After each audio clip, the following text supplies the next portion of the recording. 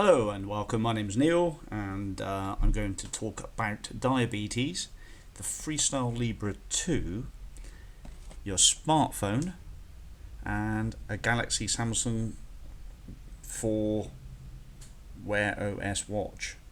Now, I've been a member of a forum on Facebook called Libre Geeks, and I'd like to thank them very much for bringing this to my attention.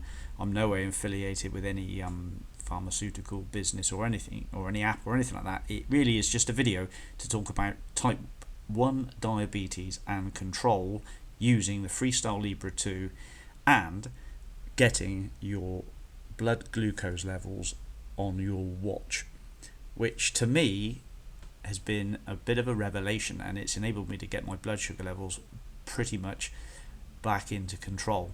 I've struggled for years getting them into control. I've had Libre 1s and Libre 2s, scanning them, and I've always been a little bit too high. So when I got this little app which tells me on my watch and updates every minute, it's enabled me to get things a little bit better.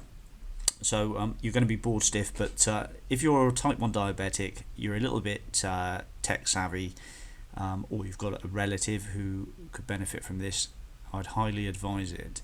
So the Freestyle Libre 2, I won't bother going on about this too much, but it's a plastic disc that goes into your arm, sits there 14 days, and you scan it with your phone, and then it will emit results and allow alarms to sound. So on the Freestyle Libre 2, app, you set your alarms, and if you're going too high or too low, your phone will go off and let you know. But the nice thing about that is it means that the Freestyle Libre 2 is emitting a Bluetooth signal all the time, but the Libre app doesn't allow you to see the results. You have to scan. Here comes the little free app that is available for on Google Play, and it's called Juggluco. I'll spell that Juggluco,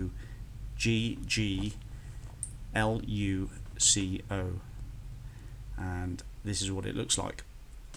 Now, it's not the most polished of apps, but it's pretty clever, and what it does is it allows you to be able to set your Libre 2 off.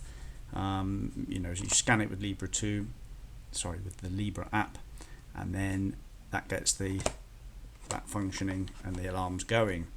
You turn the alarms off on the Libre app so that the information is basically running straight through to the Juggluco app. Now, once you've scanned with the Libre app, you wait an hour and then you go for 14 days. Let it run for an hour or maybe even 2, and then scan it with the Juggluco app. And what that will do is it'll tell Juggluco the settings for Bluetooth and all the rest of it, and you will get your result as a constant stream on the Juggluco app. And also, quite handily, if I just put my phone down to the home screen, it comes up just there. So a couple of swipes and you're reading your blood sugar levels on a minute by minute basis, which is really clever. I'm running at 7.2 now, which is brilliant for me. I was always normally in above the 10s to the 15 area. No wonder I was feeling rubbish, but that in itself is really clever, and if you've got a modern Android phone, you can do that. And what I would advise though is turning the alarms off on the Libre, but the Juggluco app has all its own alarms and everything already. Now, this little app is a bit odd to work, so once you've downloaded it and you've scanned a couple of times with it, you will start seeing your stream results on the graphs. And to get the settings up, you just press a various point on the graph, and that will then bring up the settings. Now, the best smartwatch I've come across which is compatible with Juggluco is the Samsung Galaxy 4 Wear OS Android watch. Now, I think it will work with iOS, but I'm not sure. I'm going to talk about Android here all the way. I'm not an iOS user at all. So once you've got the Juggluco running up on the phone, you can then download via the Wear OS store for your watch Juggluco. Now it's pretty much replicated in the app on here. Close that down. So as you can see, your graph is there, and again you just press on the watch face to get various menus up.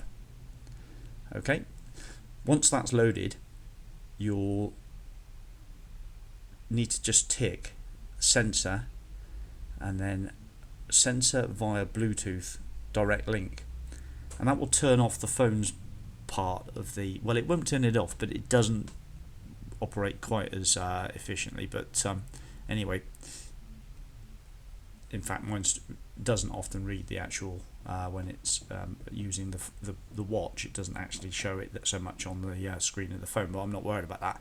Really what I want to do is just have the watch giving me my constant glucose levels. So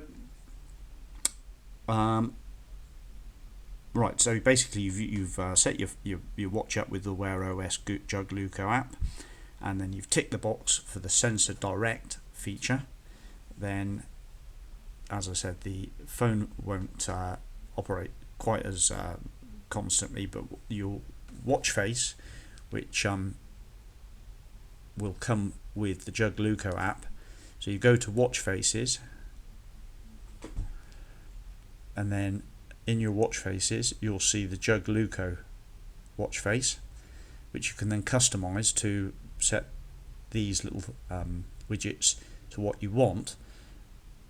And when you actually set it up, you'll find that this will be blank for a bit, and eventually this will then ping up with your blood sugar levels in the center. And again, you can set all the alarms up on the Juggluco app on this watch. So I've got them duplicated on the phone and the watch, and they generally go off about pretty much together. So that is practically how it works. So Freestyle Libre 2 on your arm, and then set it off with the Libre app, give it an hour or two to run, go to Juggluco, scan it with that app, and then switch the alarms off on the Libre, go to Wear OS, download the app for your watch. And I've tried it with a Mobvoi TicWatch C2, so anything with Android Wear OS, Google Wear OS for the watch will hopefully be compatible.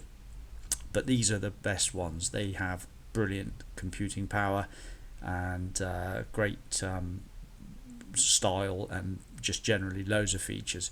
So if you want something like this but don't want to spend the full fat money on a classic 4, go for the ordinary one without the rotating bezel, and the smaller one if you've got smaller wrists. I mean, this one's a bit big on my wrist, but I like the battery life. It sucks battery, so you've got to charge this up once a day because it's running quite a lot of kit to keep that up and running. But to be honest with you, it's such a nice feature. You won't mind at all sticking it on its little charger, and it's not that much of a faff when you go for a shower and get ready for bed. You just charge it up. And I'll just show you what's happening here on my Libre. Of course, Libre is very clever. Every time it's scanned, so you still want to do some scans with Libre to let your health team know how you're doing. I mean, I was scanning 20 odd times a day, and that was lots of scans, lots of data going through, so they could see how I was operating with the Libre and using it. Don't forget, the DVLA don't consider Libre 2 to be of high enough standard because it uses interstitial fluids instead of blood glucose. So it's not quite calibrated, but you're in the right ballpark with the Libre 2. It's not. It wouldn't be funded by the NHS if it wasn't in the right area. So it may be slightly delayed by 15 minutes or maybe 10, but you're in the right area. and once you've used it for a bit, you can set, you know where you are. So I mean, this is June the 8th, and I'm running at an average. This is on a weekly basis, 9.8. So I've had this for about a month running now. So I've gone from 9, I'm down to 9.8. The previous week I was 11. Previous week 10.1, 11.1, 13, 13, 12, 13, 14, 15, 13, 15, and I had a better week there. 13, 15, 15, 13, 15, 13, 15s, 12s. So as you can see, over this month of being able to just look at my wrist and see my blood glucose, I'm starting to get below 10s, and I reckon in a couple of weeks, maybe a month or so, I shall probably encroach into the 9s and 8s. So I'm really happy with that. This is just a video just to hopefully show any of you type 1 diabetics how you can improve your blood sugar level with lifestyle changes, insulin tweaking, and a constant glucose reading on your watch. And there we are, 6.6 now, so we're really nicely running in the right area, or in the right shop, as Fred Dibner would say. Anyway, look, it's just a bit of fun. I'm not medically trained or anything like that, but the process of getting it on a watch or on a phone all seemed a bit difficult. We're using some of the other apps like X-Drip and Glimp and Night Scout and all these things that had to have information beaming across the net onto servers and port settings and all the rest of it. It all seemed rather complicated, and how delighted I was just to be able to set this up and have it up and running in about quarter of an hour, 20 minutes. You have to be a little bit, if it doesn't come up in the center display immediately, it might take a little bit of time, but once it's there, it's pretty stable. Just switch the alarms off on the Libre app, but have your alarms running on your watch and your phone, or just your watch. But that's about it. Right, thanks for watching. Bye bye.